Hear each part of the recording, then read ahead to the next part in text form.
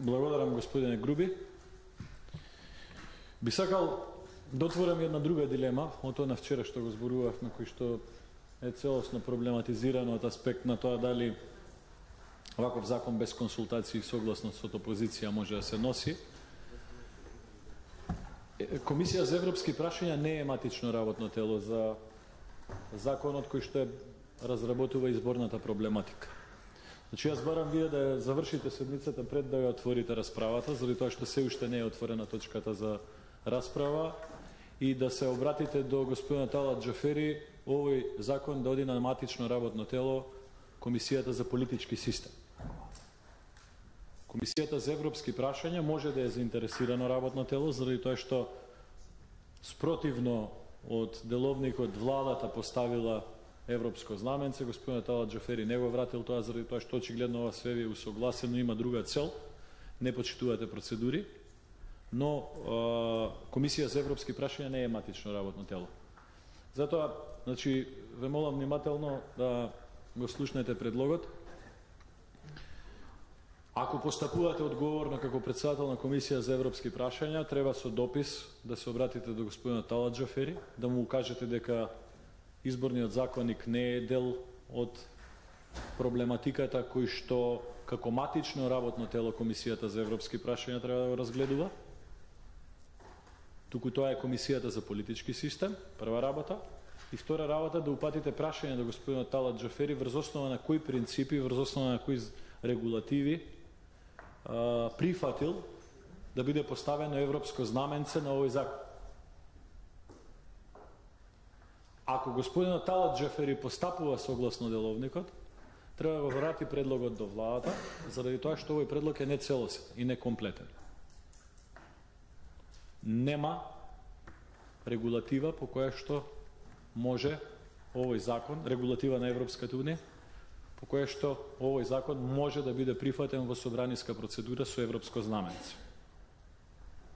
Владата на Република Македонија, кога би го добила таквиот допис од господинот Талат Џафери, треба одново, во нова постапка, да го предложи законот до собранието на Република Македонија. Секако тие може да предложат законот да биде поскратена или поитна постапка, но не може да предложат законот да носи европско знаменце. Или ако предложат да носи европско знаменце, законот треба да има регулатива за усогласување. Знаејќи дека и оваа проблематика, исто како проблематиката за законот за јазици, е посебно регулирана во секоја од државите членки на Европската унија, јасно е дека поставувањето на знамето на Европската унија на овој закон е повторно злоупотреба на тоа знаме. Затоа, доколку сакате бар да оставите впечаток дека почитувате ред и пореток и дека не функционирате по принцип на безвластие, кој што е очигледно во ова собрание, и покажувате сериозни сигнали до граѓаните на Република Македонија дека и тие може слободно да прават што сакаат, че граѓаните на Република Македонија од сега, кога ќе ги запре полиција за 30 км на час поголема брзина во возење, треба да одбијат да платат казна. Или да покажете европско знаменце на колата. На колата да ставате европско знаменце. Ако ги запрат со 0,52 промили алкохол, нели 0,50 е границата, исто така да покажете европско знаменце. Ако се степаат млади луѓе во диско, ако дојде полиција, доволно е да носат маичка со знаме на Европската унија, не смее никој да ги запре, задре, да ги приведе, да им пише пријава за нарушување на јавен ред и мир. Значи, апсолутно никој од сега во оваа држава, кој што носи на себе знаме на Европската унија, на маица, на кола, на саат, може и саат и младиве да си купат со знаме на Европската унија. Да, цигари со знак на Европската унија може да се шверцуваат од страна градоначалници на СДСМ. Никој не смее да ги казни. Заради тоа што кога вие тука ставате знаме на Европската унија, не е една одредба, десетици одредби прекршуваат. Не смее овој закон да биде во собрание со знаме на Европската унија, но сакам да бидам коректен и велам, смее да биде поскратена или поитна постапка, но не со знаме на Европската унија. Не смее овој закон да биде на Комисија за европски прашања како матично работно тело. Може како заинтересирано работно тело. Затоа, господине Груби, вие немате ни право да отворите амандманска расправа. Не ви е отворена воопшто расправа. Значи, амандманска расправа по овој закон единствено може да тера Комисијата за политички систем и законодавно-правната комисија. Вие може да отворите општа расправа, а ако сте доволно демократ, кој што покажувате дека не сте за жал, може да повикате јавна расправа, исто така, да викнеме експерти од правен факултет, од Скопје, од Тетово, од Битола, да викнеме компаративни искуства, да повикаме поранешни министри за правда од годините наназад, да ни објаснат како течеле консултации помеѓу власта и опозицијата. Јас вчера кажав еден пример за 98-та година. Тогаш ВМРО ДПМН немаше ниту единствен пратеник во Собранието на Република Македонија. Тогашната власт на СДСМ располагаше со повеќе од 90, можеби 100 пратеници во мнозинство. Не вака составено мнозинство со меѓусебни уцени и пазари, туку реално мнозинство од 100 пратеници. Тогаш изборниот законник пред изборите 98 година се донесе во консултации со вонпарламентарна партија. Да ве подсетам 2006 година исто така пред изборите кога премиер беше господинот Бучковски, а министер за правда беше господјата Мери Младеновска. Една почитувана господја која што очигледно за разлика од сегашните гарнитури на СДСМ знаеше да ги цени принципите на демократијата. Тогаш ВМРО ДПМН во Собранието на Република Македонија имаше само 7 пратеници. Само 7 пратеници. Да.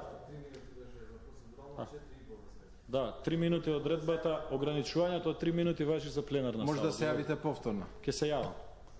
Значи, тогаш ВМРО ДПМН имаше само 7 пратеници.